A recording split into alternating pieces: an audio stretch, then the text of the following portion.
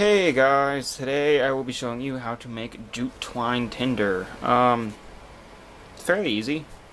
It's just jute twine. Jute, I believe it is spelled. It can be found in the gardening section of a lot of hardware stores. It's known as gardening twine also. But you want to make sure it's really fibrous. The color doesn't matter too much. Like I have plain and I have this green stuff, but I think that's just because it's dyed. Oh, and then a quick view of my shop, since you guys have never seen that. It's just my toolbox, OxyClean full of tool rice for when I wash my tools. I plop them in there. Basic setup, kind of toolbox. And a couple project lawnmowers I'm working on, and then a few of my power tools and such. Again, sorry for the messy workspace. So back to the twine. Okay, so what you need is jute twine. I like to cut it about finger length.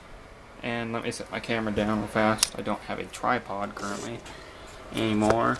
So if I can get that angled right, that'd be sweet. So jute twine that you want to be, say about, you can make it as long as you want really, but I like to make it about 2 finger lengths.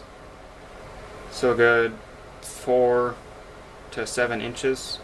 So again, measuring tip from your thumb to the tip of your index finger. If you do the L thing like that, is 7 inches. That's how I measure my fish.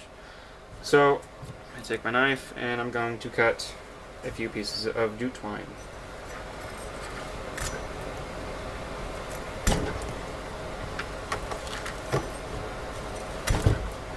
Okay, so there's my 2 pieces of jute twine. You can make them as long as you want, again. 2 pieces. Right there. Okay, and then you just kind of... I'm going to heat my wax up because I already have it melted, but it's starting to solidify again. So I use a Coleman camp stove. Just looks like that. It's not a Coleman, it's something else, but anyways, it just takes a little propane. Pound propane. It's really nice. I occasionally use it for like easy backpacking trips, stuff like that. Otherwise I use my whisper light just because it's generally lighter. So while that's heating up, I'm going to talk to you guys about another thing. So this jute twine is really nice, but another one I like, even though it's a little bulkier, is the eggshell fire tinder. So you take the eggshells, and I'll show you that in another video. And for jute twine, again, jute twine and wax. That's all you need. Jute twine and wax. Paraffin wax works. Any kind of wax, generally. As long as it's not too soft, like some of the scented candles are like a little soft because of the oil they put in there. But I just have, a couple chunks from a candle that is all used up. Generally the sides are left over, so you can even use that. And it's slightly scented, so I like to cut it with just regular candle.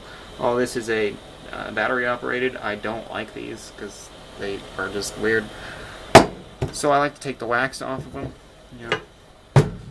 They have that wax. So I believe my wax is melted. Sides are going to be hot.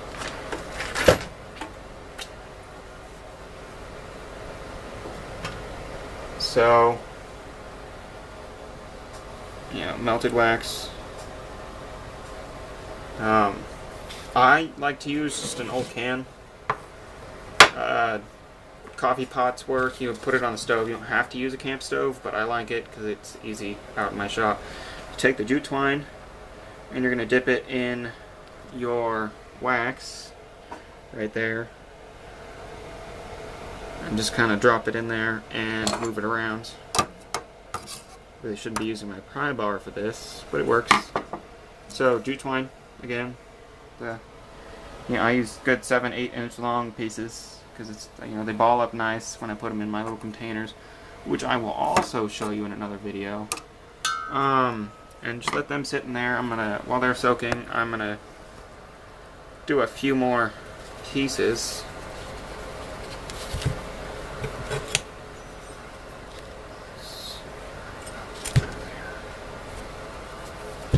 knife I'm using is generic.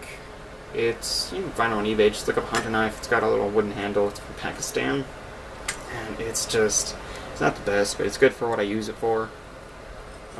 Wood shaving. It was a lot sharper until recently. I could shave with it, so I'll have to sharpen it again soon. So again, it doesn't matter exactly what length it is. It can be just about any length. Long, short, whatever you like. And you're just going to dip those in there. Again, generally any wax works. If I use scented candles, I usually like to cut them with a little bit like regular wax. Just cut it, hardens it a little bit, makes it stick a little better. And I'm going to put that back on there so it'll get a little hotter and combine more.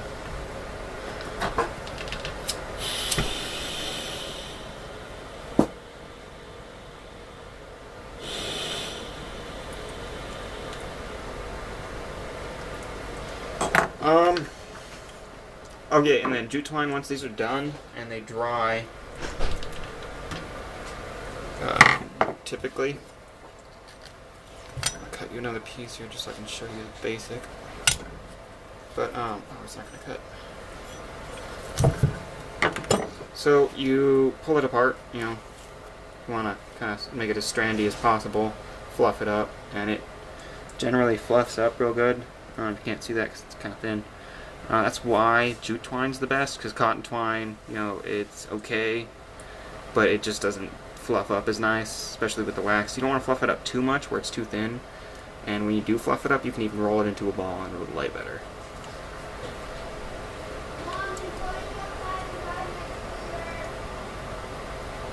So there you go.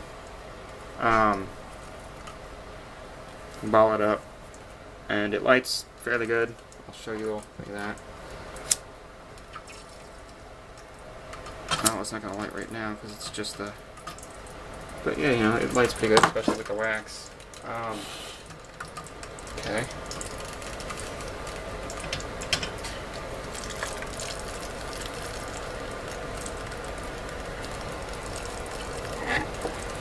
So, cut a few more pieces. Sorry about that. That's me cutting this stupid twine.